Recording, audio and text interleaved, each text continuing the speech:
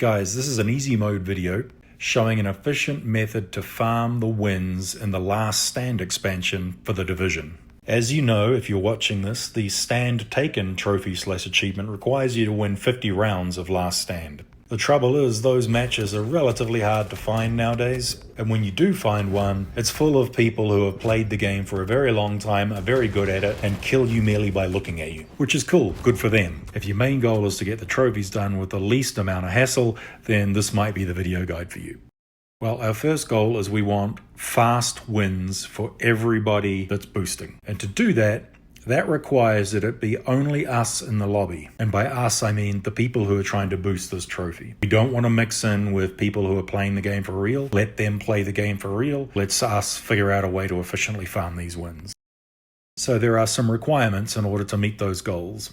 We're going to need 4 squad leaders who are in the same region.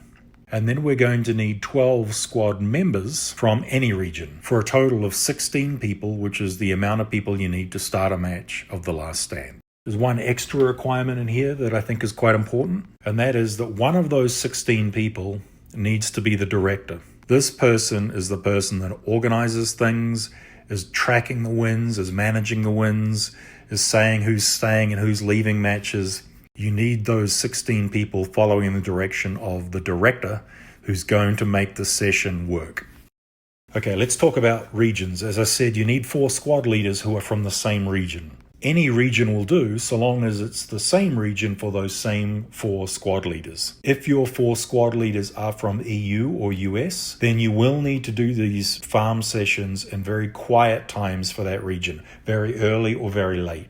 So let's take a look at how these squads are set up and how it all works. So here you can see our 4 squads, and within each squad is a leader from region X, and that is the same region on all 4 squads. And then each squad has 3 additional members, and those members can be from any region at all, it doesn't matter. Now in my particular case, our region X is actually AU, Australia. And I'm using VPNs to have those 4 squad leaders who are actually residing in the United States to appear like they are in Australia for the purposes of farming these wins. Again, we do that because Australia is a dead region. At the time of day we're playing in the USA and Europe, it is 1 or 2 or 3 a.m. in Australia. So it's a dead region and a quiet time in Australia. So if we take the visual diagram away, then here is the actual 4 squads. Each leader is VPN'd to Australia. And then as you can see, each of those squads has 3 members who have joined that squad leader. And now I'm just going to show you a match, right? Each squad leader is going to go in and start a match or start a matchmaking search for the Last Stand. And after some fiddle-faddling, we finally have all 4 squads, each with 4 people, doing a search, and they've now found each other. We have a match about to start.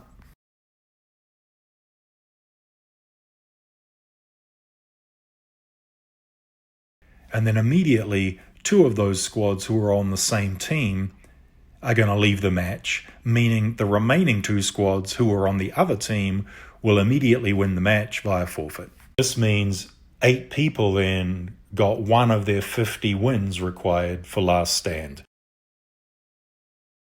I'm going to show you that again, but this time we're going to talk about how you tee up the next match after finishing a match, because doing that in an efficient manner is relatively important here too.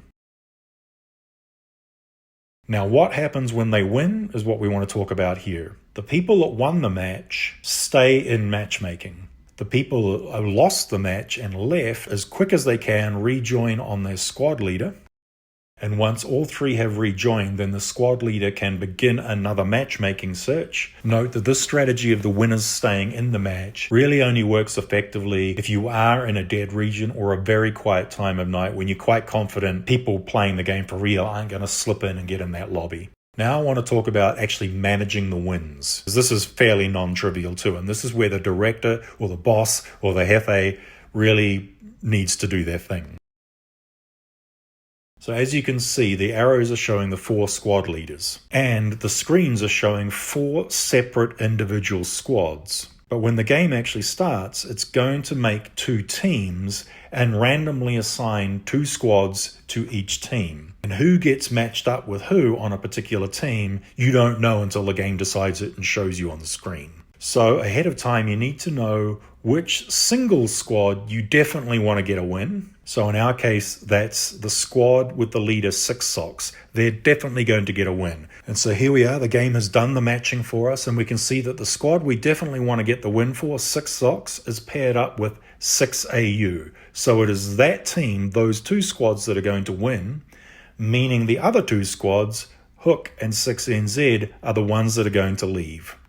None of this is particularly easy to follow when you're in the match or looking at these screens in real time. So you do need to be really on it, whoever's playing the director role, keeping track of this, who has the win, who gets the next win, how many wins everybody's got, that sort of thing. So there we go. We get our victory for the squads that we decided were going to get the victory. They should stay in matchmaking, while the teams that left quickly rejoin again, their squad leaders, and the squad leaders tee up another match of Last Stand.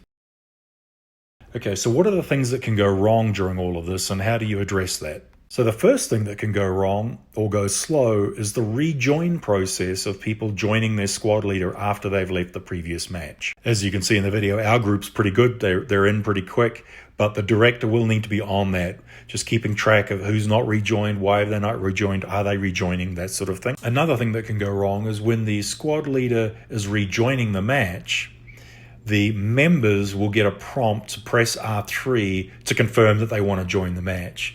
And if someone isn't paying attention, they're watching YouTube or yelling at their cat or whatever, they can forget to press R3. And if they do that, it grinds the whole process to a halt, of course. And then if you are in a region like EU or USA, then while you're waiting for all of the squads to start matchmaking again, you can have the issue of just random folks stumbling into your lobby. Again, this gets mitigated if you do it at very quiet times, very late or very early in the day, or if you're doing it in a very dead region like Australia. If it happens to you, you'll just have to back everybody out and then restart the matchmaking for everybody. So if you do all of that, you should expect 6 to 8 wins an hour for all 16 people who are farming these wins. Compare that to the once-in-a-while wins you would get if you were playing legit matches with real players who have thousands of hours in this game. So then, in summary, you want to get yourself 4 squad leaders who are in the same region, have 12 other people join those 4 squad leaders, 3 for each squad leader. Now you have 16 people, and the squad leaders should then initiate a match of Last Stand, and then whoever's playing your director role should nominate the 2 squads who are going to leave and the 2 squads who are going to win, and 8 people very quickly get their fast wins. And that's it, guys. That's how you efficiently farm wins in the Last Stand expansion for the Division. Hope this helps, and I'll catch you on the next one.